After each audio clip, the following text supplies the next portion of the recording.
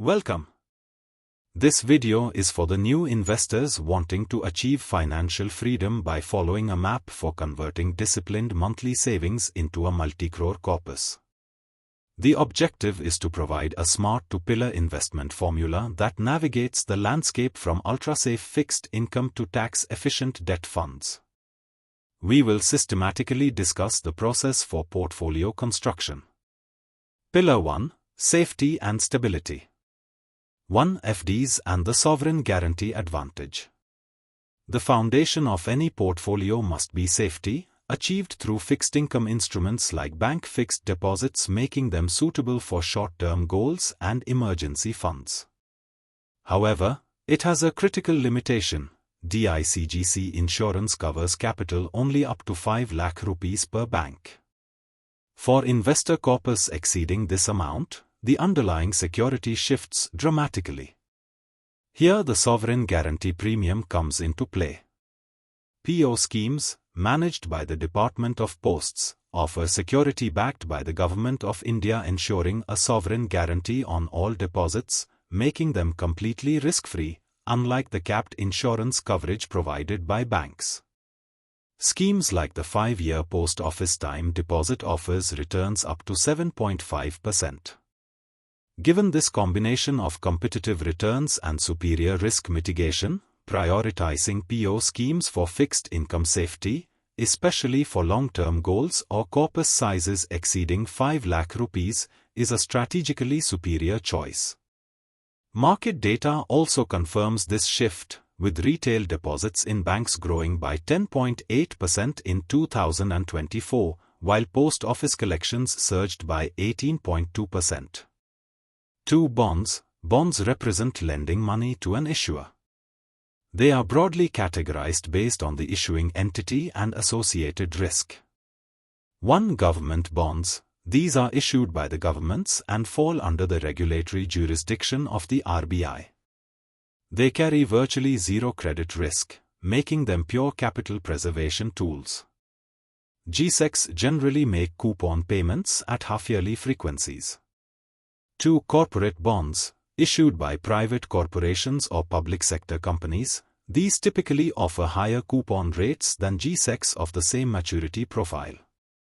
The higher return compensates the investor for undertaking increased credit risk, the risk that the company may default on its interest or principal payments.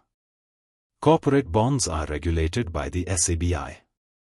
Investors must assess the company's financial strength carefully before investing.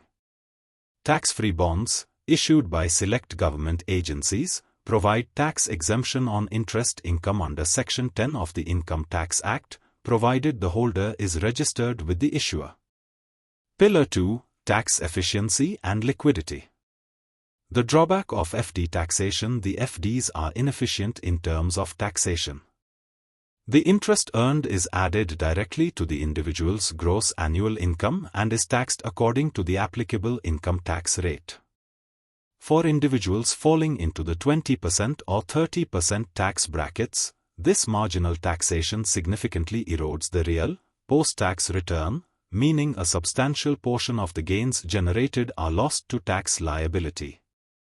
That is why the debt mutual funds. They invest in a diverse portfolio of fixed income instruments, such as money market funds, corporate bond funds, and gilt funds.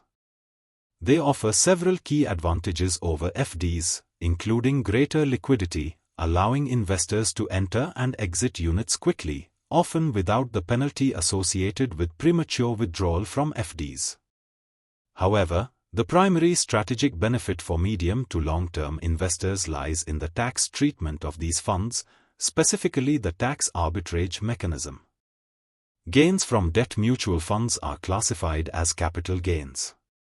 STCG. If units are sold within 36 months, the gains are added to the investor's income and taxed at their applicable slab rate. L.T.CG. If units are held for more than 36 months, the gains are taxed at a fixed rate of 20% along with the crucial benefit of indexation.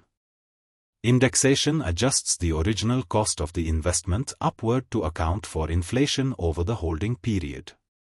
This adjustment substantially reduces the calculated taxable gain, thereby lowering the effective tax rate significantly, often well below 10%. This strategic advantage makes debt mutual funds the undisputed superior choice for high-income earners seeking stable returns over a 3-year horizon or longer, as they offer better post-tax yields compared to FDs. The planning blueprint. The financial goals can be achieved by 2 foundational rules: budgeting and asset allocation. 1. Budgeting discipline. The 50-30-20 rule. It is an effective framework for managing post-tax income. It breaks down income into 3 categories. 1. Daily needs, which are 50% of your net income. Essential, non-negotiable living expenses such as rent, utility bills, groceries, health insurance, and minimum debt repayments, such as E.M.I.S. 2. The wants, which are 30% of your net income. Discretionary spending, including entertainment, dining out, and non-essential shopping. And finally 3.